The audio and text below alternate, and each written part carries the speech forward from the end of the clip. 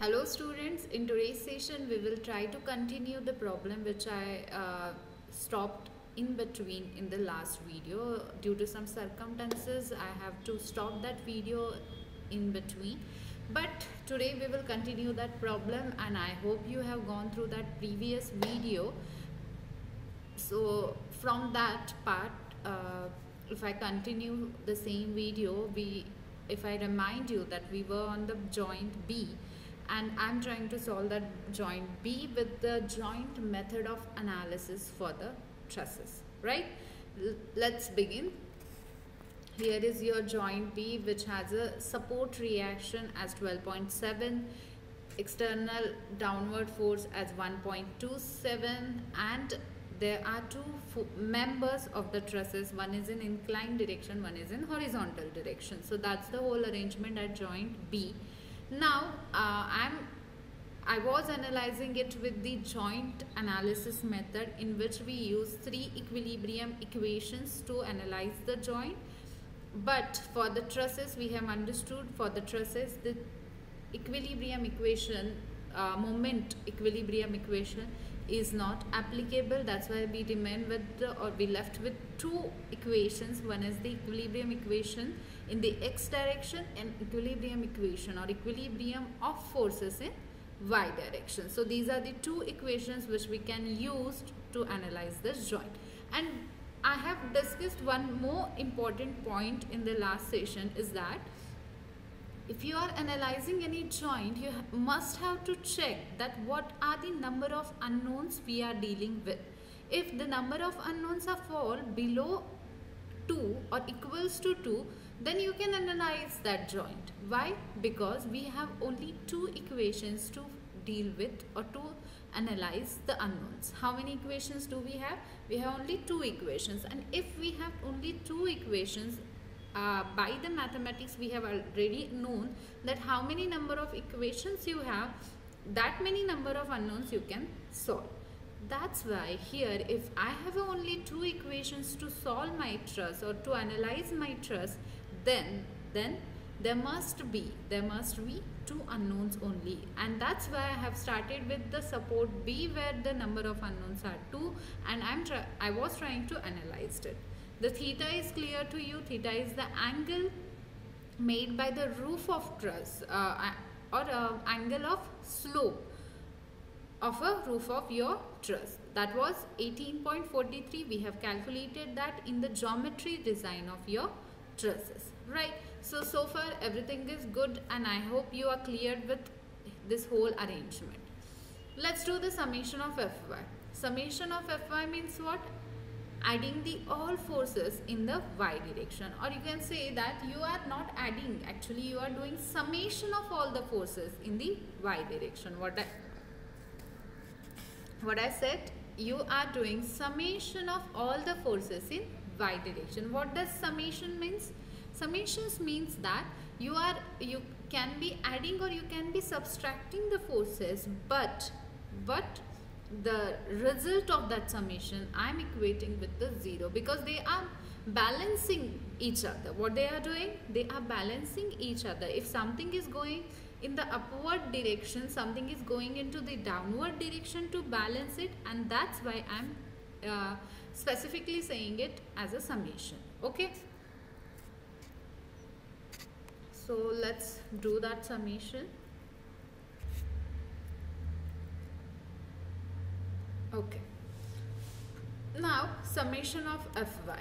Summation of Fy, we will start with this force, upward force of value or magnitude 12.7, that is going in upward direction, and sign convention for this is we are taking upward positive and downward negative. What I said, I am taking upward positive and downward negative. Therefore my upward will be positive and downward will be negative value.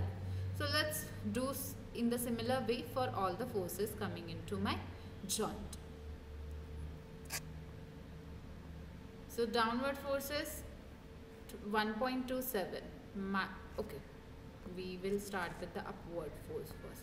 This is upward force which has a magnitude 12.7 minus 1.27, okay, plus FBK into sine 18.43, right? So this is how we did summation. We have added these forces.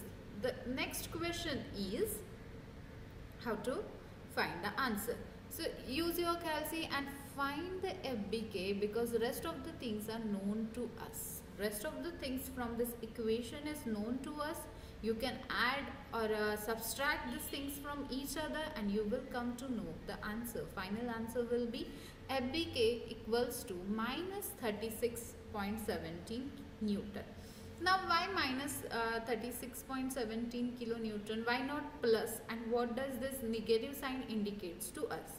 So here this negative sign tells that my force, the direction of my force, which I assumed earlier in the joint analysis, was in other direction or was in opposite direction. The assumed direction of my force is not correct, but my force is going into the opposite direction than I have assumed earlier.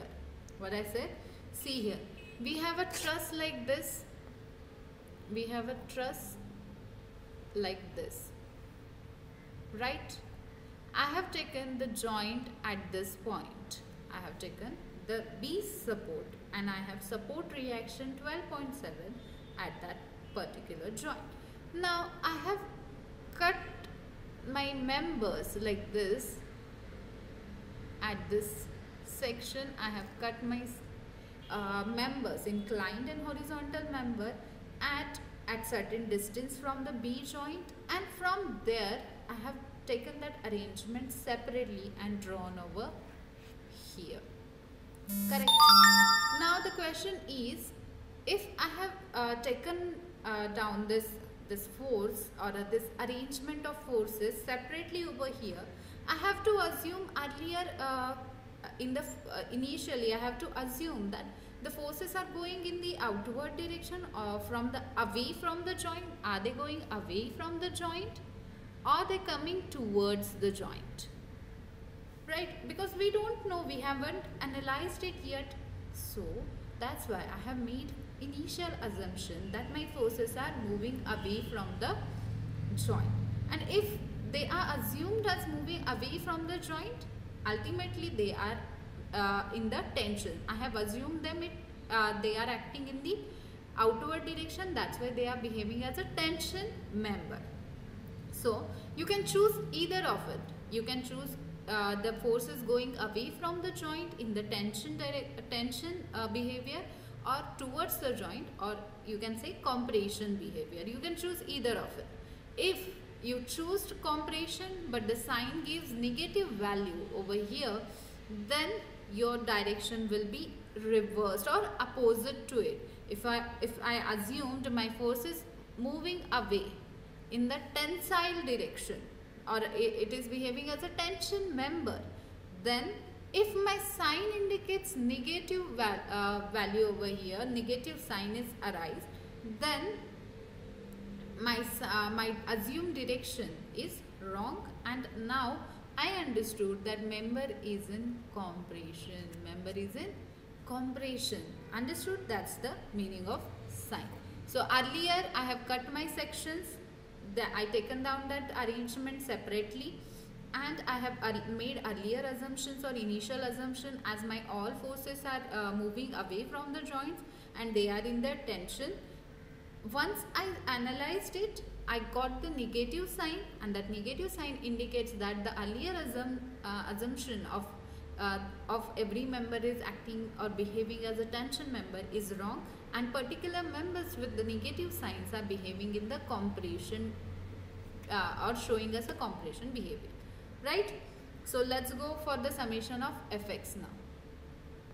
If you do summation of Fx, you have to do summation of all the horizontal forces. So in the negative side of your axis, negative side of x-axis, I am taking the values negative, right?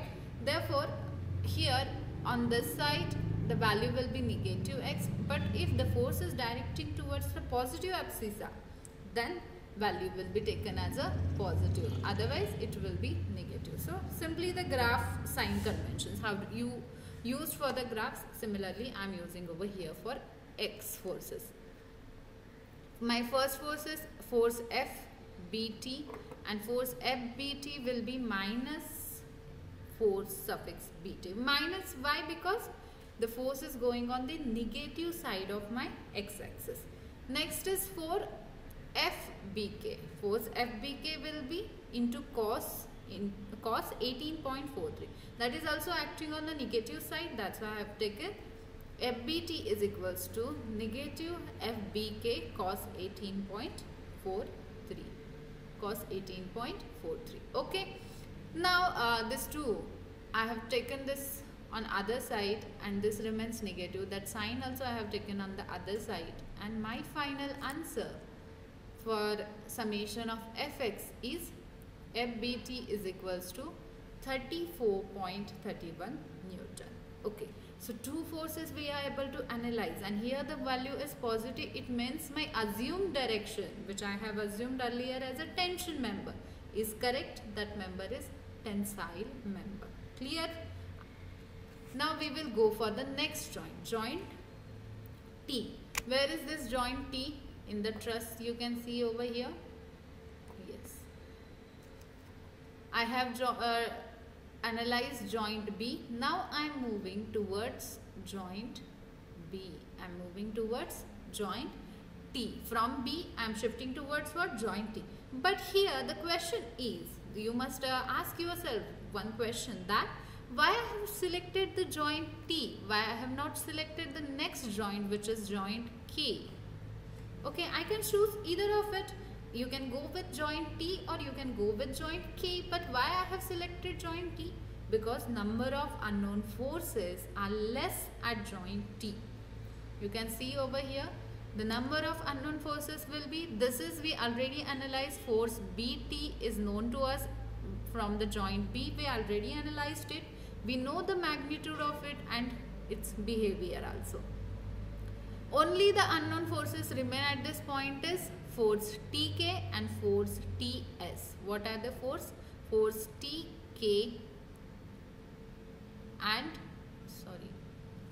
force TK and force TS.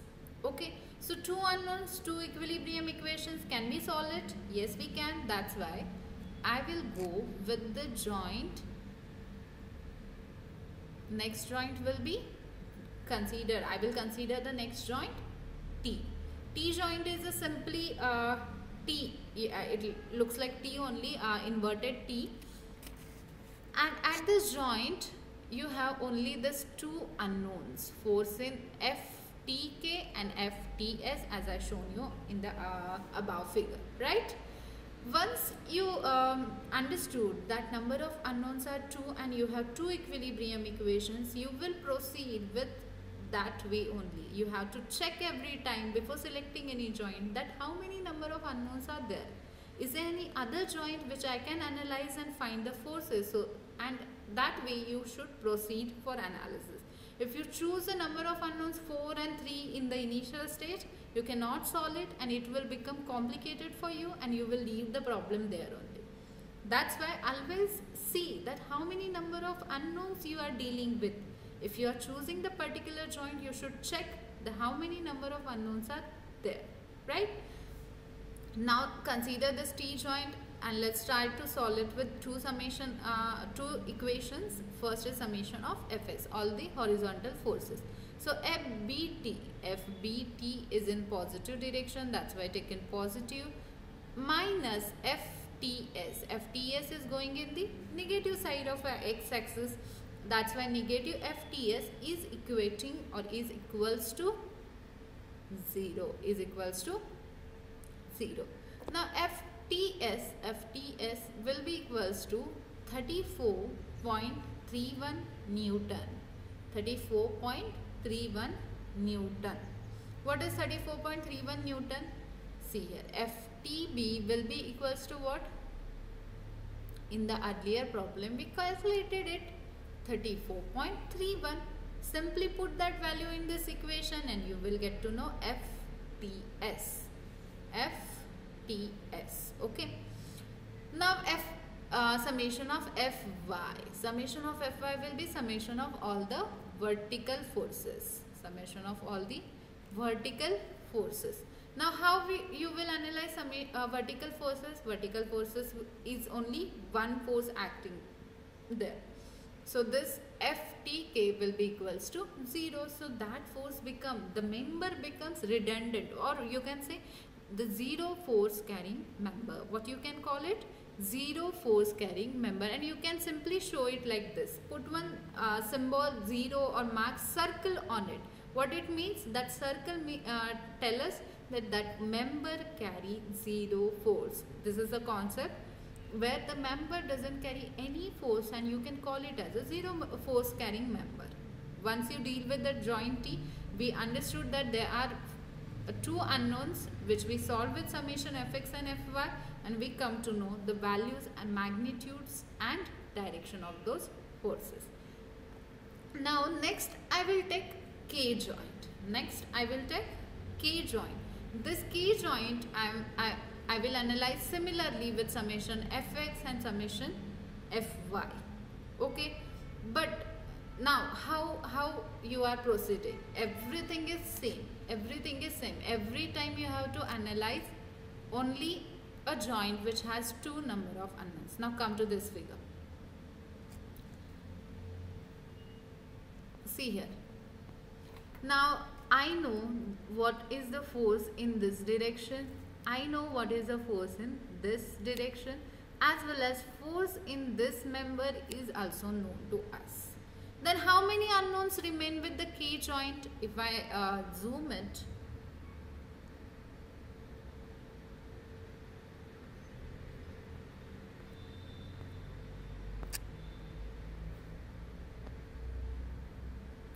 yes, see at this K joint, if I zoom it, this is known to us, which is 2.55, right? This is known to us, we solved it from B joint. Okay, then this is known to us, we know this is zero force carrying member. This is zero force carrying member. Then this is unknown. This force is unknown over here, and again next force will be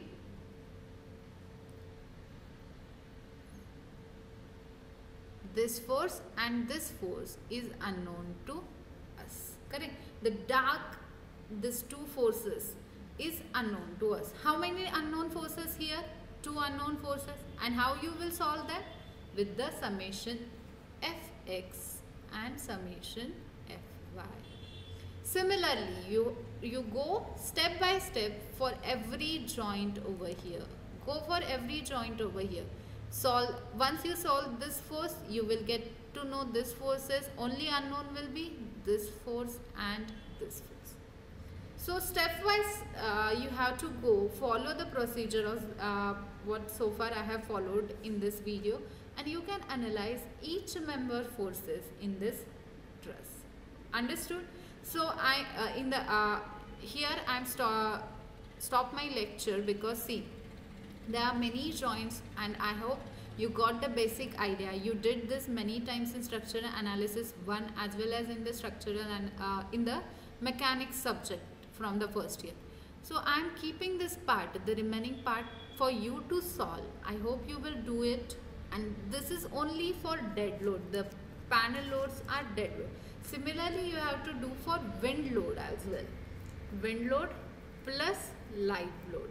Okay. So adding this 3 will tell us about the load combinations. How we do that? That we will understand in the next class.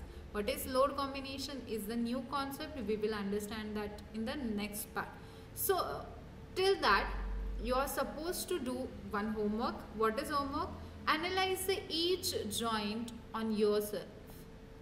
Okay. Try to solve that each joint with the procedure I have told you so far, and get to know with your force values or magnitude of forces. We will cross check it, and in the next class along with the dead load I will upload this PDF where I have analyzed each and every force. You can cross check yourself with my values. Okay, so thank you so much and do the homework as I told you.